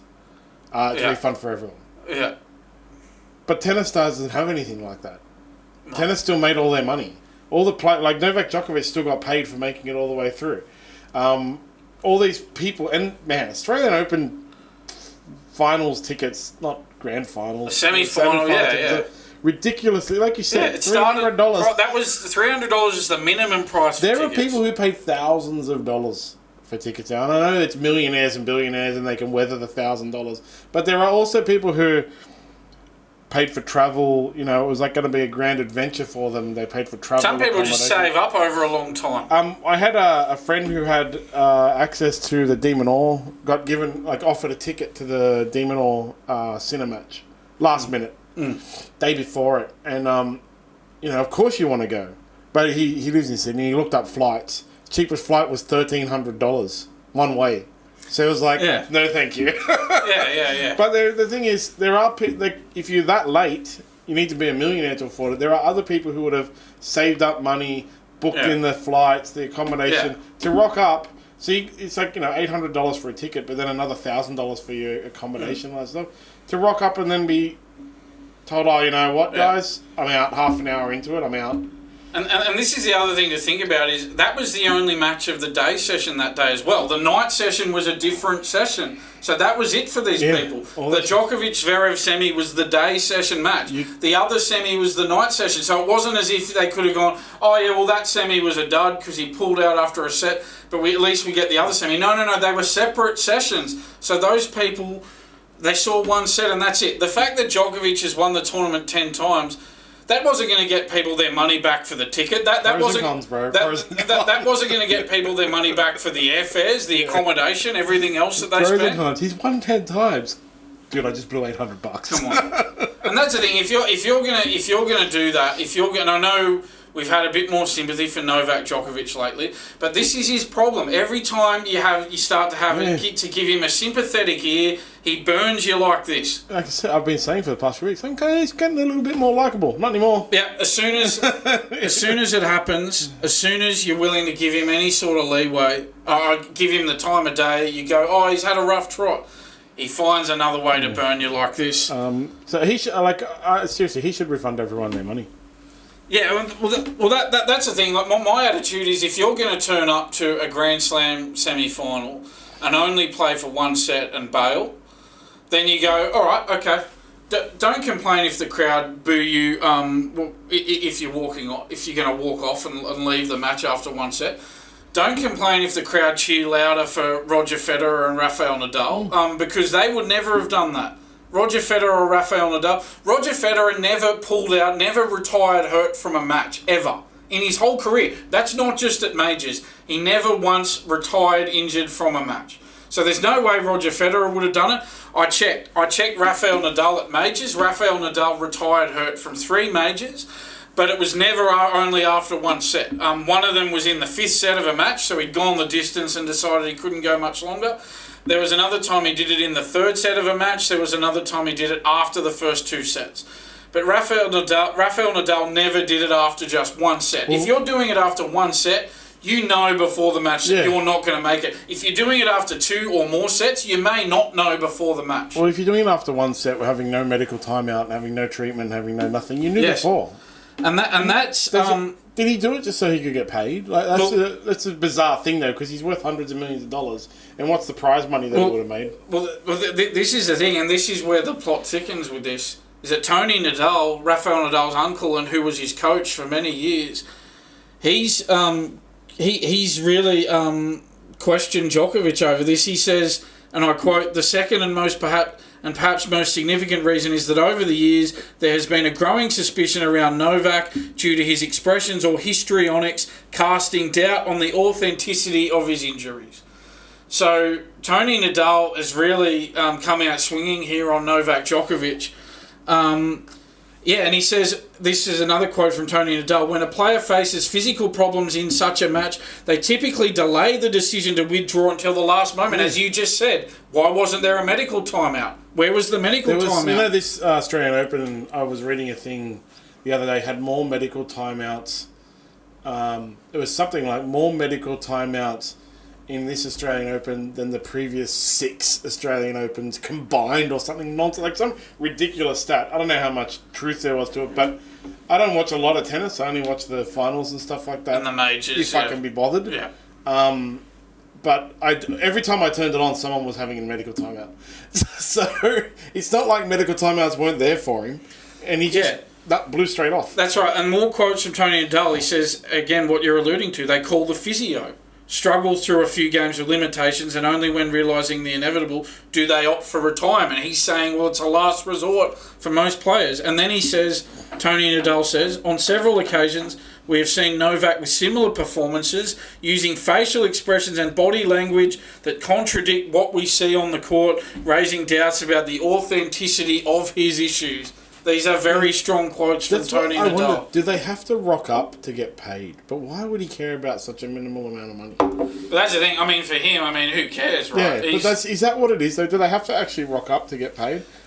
And then he just cares because he wants that extra prize money thing on the end of his thing? Like, I don't know the motivation. Like, that's so bizarre. But that's where I think the tennis authorities need to come down harder on this sort of thing. They need to. As if they come down hard on anything. Oh, they don't. They don't come down hard on anything. But I would have thought something like, the prize money for the Australian Open is huge. Even if you lose in the first round, you get paid like $150,000 or something like that. Yeah. That may not be the exact amount, but it's something around that. Danielle Collins said $138,000. Yeah. So. How I think they need to do it is if a player retires from a match, well, they really need to examine that, and they need to look at, well, was this a legitimate retirement? And they need to look at docking prize money for retirements that are not, that may be questionable. Semi-finalists will earn $1.1 million. Yeah. Not that Novak Djokovic needs it, but anyway. But did he just want that extra million on his thing, and you have to rock up to get it? I really wonder. If anyone knows, comment and let us know. But I think he would have. I suspect he probably would have got that if he had withdrawn before the match. I would have thought that because he's got to the semi-finals that he would get that anyway. I would have thought that, but that may not be the case. That's what I mean. I'm not sure about that. I assume it, but maybe it's not. Maybe you actually have to participate in the semi-final to get it, and so that's why he went out there. Because it's like they word it really weirdly. Like, first round main draw singles player gets $132,000. This is from the Australian Open website. Players reaching the second round get $200,000, and then semi-finalists earn $1.1 million. So you have to be in the semi-final to get $1.1 million. Yeah, it's hard to. And then, I mean, you've still, even if you pull out, you've still reached the semi-finals. And then the thing is, the loser of the championship doesn't get any extra money. So do you mean the loser of the final? So Alexander Zverev didn't get any extra money. He only semi-final. Oh, so what? So he gets the same as the semi-finalist? Yeah. Right, okay. So he counts because the singles champion takes home 3 points. Yeah, right. I would have thought the runner-up would have got more than someone who got knocked out in the semi-final. That's what I mean. Like, maybe, I don't know. It's so weird. So if everyone knows. It's just because I've given Andy Roddick a bit of a spray. Look, I do like his podcast. It is a good podcast. And Andy Roddick was saying basically, look, he made the point where he was saying, oh, look, Novak's not just thinking about, playing on for a few extra games. He's thinking about, how's he going to beat Zverev? And then if he beats Zverev, well, how's he going to beat Sinner in the final? He's thinking about that. And then, but then what you'd say to him is, you'd say, well, why did he take the court at all then? Yeah, he shouldn't have taken the court at all. That's the first thing you'd say about it. And then you'd sort of look at it and go, well, he shouldn't have taken the court. And we get back to Federer and Nadal, right? Like, I'm sure there were times in Federer and Nadal's career where they felt like pulling out after a set in a Grand Slam semi, but they just wouldn't have done it. They just wouldn't do that to the fans.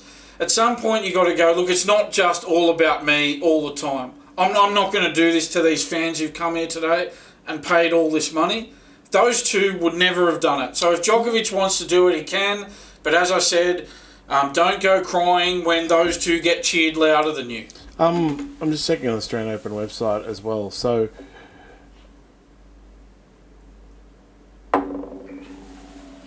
you're only entitled to a refund, full refund credit or replacement ticket where the match does not commence at all. So, you know, maybe he was willing to take the villain. Again, I'm just spitballing nonsense theories, no evidence or anything of it, but it could be that the Australian Open told him, play. Like, he could have gone to them before. But again, like, that's terrible for him. That just makes him the villain. Maybe he's happy to accept the villain thing because maybe the Australian Open didn't want to refund all that money. So they said, if you step onto the court, we don't have to refund the money. And maybe the trade-off was, well, you'll get your full prize money if you do us this favour. Like, right? This is the thing, right? We don't know. No, we don't know. But it's still like not a good and it situation. wouldn't surprise me if that was the case, by the way. With tennis away. It wouldn't surprise me. But it's just, no matter which way you look at it, the boos were fair. You know, because of the people who booed him were the spectators who... Yeah. Guys the people in the media who want to say, like, oh, they shouldn't boo him. They don't have to pay for their tickets as well. John McEnroe doesn't have to pay for his ticket if he wants to return. That's the thing. John Millman said, I don't care how much you paid for your ticket. Well, that's easy for him to say. He's been a professional tennis player for his millions of dollars. He's made $5 million in prize money. Think about how much more he would have earned in endorsements. And that's the thing. He's a commentator getting paid to watch it. It's easy for him to sit there and say, I don't care how much you paid for your ticket. Yeah, that's a joke. And then just lastly on this, and then posting an MRI scan on social media as if to say, oh, look, I was legitimately injured. Yeah, that's not the point. Not looking for the approval of people. Why does he care so much what people think of him all the time? Again, let's weigh it up. Oh, he was legitimately injured. He's won 10 times. He's one of the greatest to ever live. Dude, I blew $800.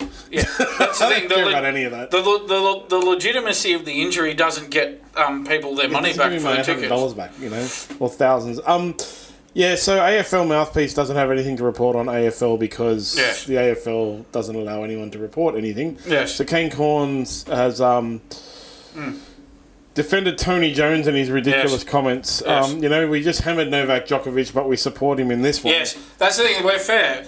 We take each issue on its merits, and in this instance, we're supportive of Novak Djokovic. But Kane Cornes has given his thoughts on tennis because, you know, he's maybe Tennis Australia is in partnership with the AFL and they need someone to... Well, we should point out that to give this context, Kane Cornes is on the Sunday AFL footy show with Tony Jones on Channel 9 in Melbourne. So we need to... so that's where this is coming from, I think. So anyway, Kane Cornes has defended Tony Jones. We talked at length about Tony Jones last week, those terrible comments he made. The quote again from Tony Jones to give you the full picture. Novak's overrated. Novak's a has-been. Kick him out. I went through last week why that's wrong on so many levels, that comment. I won't do it again. But anyway, in response to that, so Nick Kyrgios gave it to Tony Jones. And look, good on him. We give it to Nick Kyrgios. But in this case, I'm with Nick Kyrgios 100%. I think he was right to give it to Tony Jones. He deserved it. And Kane Cornes says, but in the end, it was ill-timed, awkward humour. There was no malice in what Tony Jones said. No malice. There was malice in what he said. He called him overrated. He's not overrated. He said he's a has-been. He's not a has-been. He just made the semi-finals of the Australian Open. He's clearly not a has-been. And he said... kick him out, or no malice in that. He said kick him out of the country. He's saying he should be deported from the country and there's no malice in it. Give me a break, Kane Cornes. Yeah, the deported... What a tool. The kicking out one is like, you can... With the overrated and has been, right, if he had just done that, they probably could have slid it in and people would believe that he was just like being facetious, like being funny, because clearly he's not overrated. Clearly he's not a has-been. I was just being funny and calling him overrated because I know it's ridiculous, right? But then the fact that he threw in the third one, it highlights that the first kick him out. The first two were also kick him with out. malice. Yeah. Kick him out is bad enough as it is, but when you think about the fact that Novak Djokovic was actually deported from the country 3 years ago, and he was held in under terrible conditions in this country, treating him in this manner, and then he's made a joke about it 3 years later, as if it's all a big joke. Kick him out of the country, that he should be deported. He's a joker. Can't wait. You could argue that that's racism too. To say kick him out. In today's day and age, you can argue anything's racist. That's racist, Dan. I actually do that to the kids a lot. Like my kids. There's a Moon Man in the Morning when he was on Triple M. Used to also he was on with the lady from the block. I can't remember her name. An MG. Oh, right. And the lady from the block is full like a bogan. I have a photo with her. Her name has slipped my mind. And he used to always, when she would say stuff that sounded a little bit racist, he'd go, racist! And I do that to my kids whenever they say, we were watching, my son, when he was 7 or 6 or something, we were watching the Captain America Civil War. And he said, Dad, I can't tell the difference between the Falcon and the Black Panther actors. They're both black dudes. And I was like, racist! He's like, no, when they have their costumes on, I can tell the difference. So everything is racist these days. And I don't let Alex forget. And then he got me, though, because I got confused between the guy who plays Gilgamesh in Eternals and Wong in Doctor Strange. I got confused between the two. So he fully gave it to me. He's like, who's racist now, Dad? Who's racist now? Damn it. And he remembered it for years too. There's been a lot of criticism in the Australian Open about the post-match interviews. Yes. Both, a lot of people were criticising Aryna Djokovic at the beginning about asking about clothes and things like that. Mm-hmm. But Ben Shelton really gave it to him. He was not happy with the post-match interviews at all. Yeah. To be honest, I think he needs to lighten up a little bit. I don't mind the post-match interviews. I actually like how there's a bit of colour to them. I think if you just talk to them about if you just talk to the players about their first serve percentage and how many winners they hit, I actually think that'd be really dry. So I actually don't mind that the interviewers try to sort of colour them up a bit, colour the interviews up a bit and add a bit of flavour to the interviews. So I think Ben Shelton just needs to, just relax a little bit here. It's just, a lot of them are just lighthearted. Unlike what Tony Jones says, there is no malice in those post-match interviews. Remember, Tony Jones said what he said to a crowd of supporters. He wasn't doing an interview. He was just on camera and turned around and said it to a crowd of supporters. But I think the post-match interviewers, like your Jim Couriers and your John McEnroes, I think they do a good job with it. And if they ask about other topics, well, that's all right. It's a bit boring to just talk about tennis all the time. Yeah, well, the one thing you see in post-match interviews from, I don't know what a good way to say it without being offensive, like high-intelligence sports, media-trained sports, right, is the post-match interviews when they are about the match are always the same. Right? So yeah. I kind of like it when they throw in a bunch of stuff. Is it, like, when I say high-intelligence sports, if you watch, like, UFC post-match interviews, because they're not high-intelligence, you don't think UFC fighters are very smart, basically. They are. You watch a lot of their interviews and stuff, but, like, their interviews are always different. Joe Rogan always asks them, like, and Daniel Cormier always asks them, like, questions about the fight and the stuff they say, constantly going off track, calling people out, saying cool stuff, and that, like, Bryce Mitchell asked if he could pray, like, they're all weirdos. But in tennis, because they're all media trained, there's probably a bunch of rules around what they're allowed to say that is told to them by the Australian Open.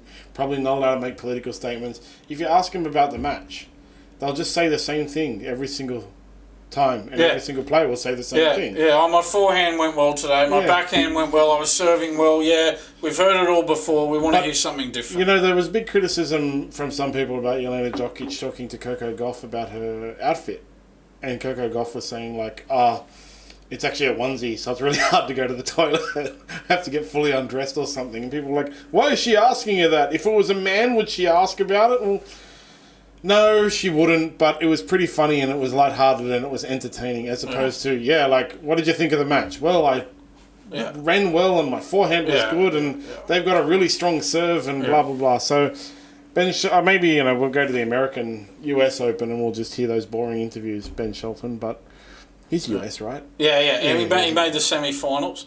Played well for a set against Jannik Sinner, but then Jannik Sinner just ran away with it. Well, I was watching that and I was like, wow, man, didn't expect that. But then it just... Jannik Sinner did the Djokovic, flick the switch, and it was on. It's all those steroids, man. This might be a little segue, but Ben Shelton wasn't the only player who copped the Jannik Sinner treatment. Unfortunately, Australian Alex de Minaur was the same. Yes, so Jannik Sinner had the clenbuterol kicking in right from the very beginning against de Minaur, unlike with Ben Shelton where he had to flick the clenbuterol switch. It looked like a world-class tennis player versus a little kid. Yeah. Like Jannik Sinner was playing with his food. Yeah. I watched the whole thing, but I couldn't watch it closely because it was just such a slaughter. Yeah, and the thing that annoyed me, and I did another article about this on our website, but the thing that annoyed me was, like, going into the match, people were trying to talk de Minaur up as someone who was a legitimate chance of winning the tournament, and you just sort of went... Like, come on, really? I mean, they were asked yes or no, the Channel 9 panellists, can de Minaur win this tournament? Two of them said yes and another one said maybe. So, really, come on. Sinner won 6-3, 6-2, 6-1. That's now Sinner, even going before the match, Sinner had a 9-0 record against de Minaur. That's now a 10-0 record. De Minaur had only ever, in those 10 meetings, de Minaur's only ever won one set against Sinner. If he's only won one set in 10 meetings, how the hell is he going to win 3 sets in one meeting to beat him at a major? It's just not going to happen. And even if it wasn't Jannik Sinner, someone else would have done that to de Minaur. But we're getting a little bit tired of them talking him up as being a legitimate chance of winning these majors, and he just goes nowhere close to it. Well, it is possible for him to win if he plays Novak Djokovic and Novak Djokovic pulls out the first set. that was his chance, right? If he had gotten Djokovic and then he just pulled out. Yeah. There's no disrespect to Alex de Minaur, but he's a... That's the thing. It's not so much him. It's just the expectations are too high. Exactly. I think the constant expectations on him is more disrespectful than being realistic. He got bigger, Alex de Minaur, noticeably bigger. His serve got... But it's like he's been hitting the weights or the clenbuterol. But I'll tell you what, the thing that annoys me, that they kept putting up a stat saying that his first serve... with his average first serve speed before and his average first serve speed now. And now it's a lot better than it was before. But that's irrelevant. I want to look at what's his first serve percentage now. Yeah, it was terrible. But that's what I was getting that's to, the right? thing. Like this, it's quicker, but is he getting more in? No, he's not getting more in. Clearly gotten bigger, stronger, and increased the power. But his accuracy has suffered greatly. And so maybe that's what they're working on. Leighton Hewittson's one of his coaches and stuff like that. He's already fast. One of the things that was really interesting in that game was they mentioned during the commentary that Alex de Minaur actually moves faster than Jannik Sinner. Mm-hmm. But because Jannik Sinner is so much taller, they cover the same amount of ground. So, like Alex de Minaur's taking way more steps. So he's like a road runner. But Jannik Sinner's like 7 times taller than him, so only has to step once to get across the court. So they both actually move at the same speed. And so, he's gotten like larger in the shoulders to obviously accommodate for the fact that he's a small guy. But that's the next step for him, I think, is to improve his accuracy, to keep that power and improve his accuracy. If he can't, he's probably better off dropping the power a bit again, I think that the fact that Sinner's ground strokes, his forehand and backhand, were just so much stronger than de Minaur's. The problem with that was De Minaur just couldn't get that one shot away in the first 5 shots of the rally to really dictate the point. That was coming from Sinner.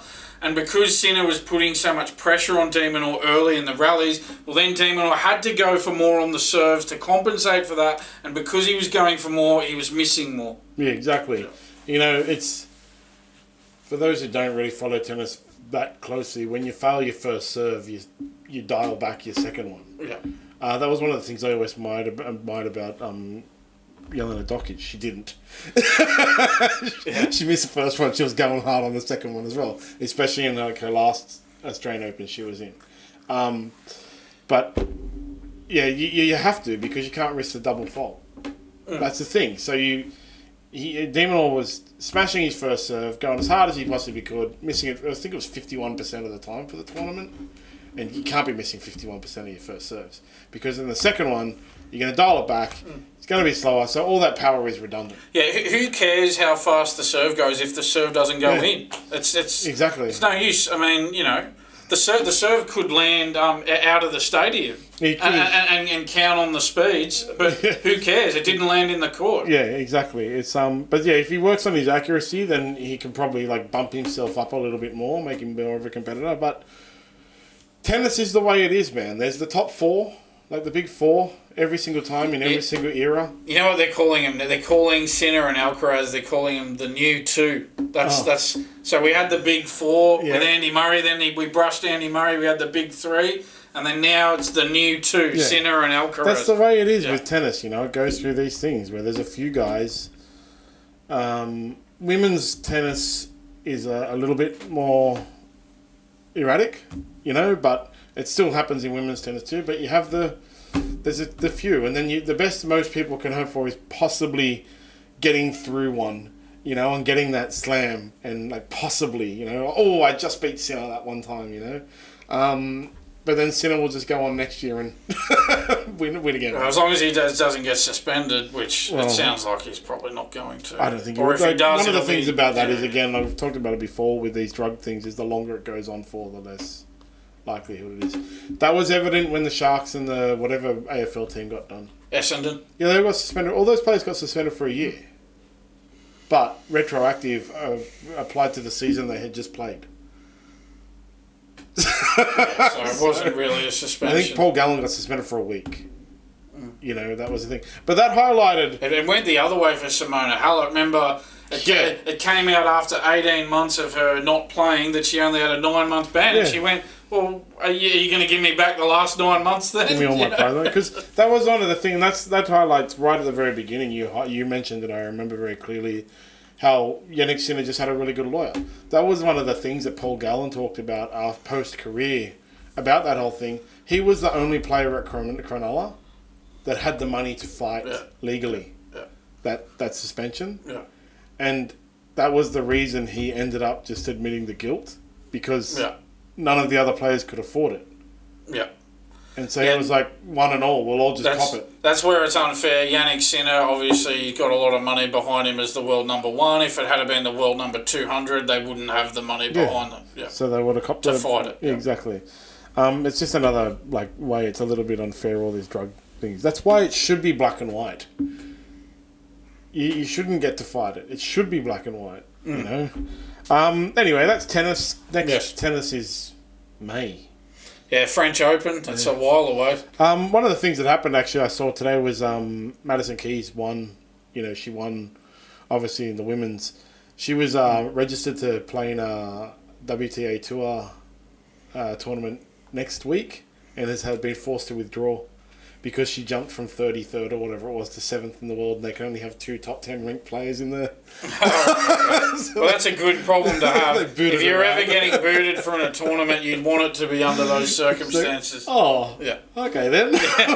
Well, over to the cricket. The BBL is over. Hobart Hurricanes dominated the Thunder.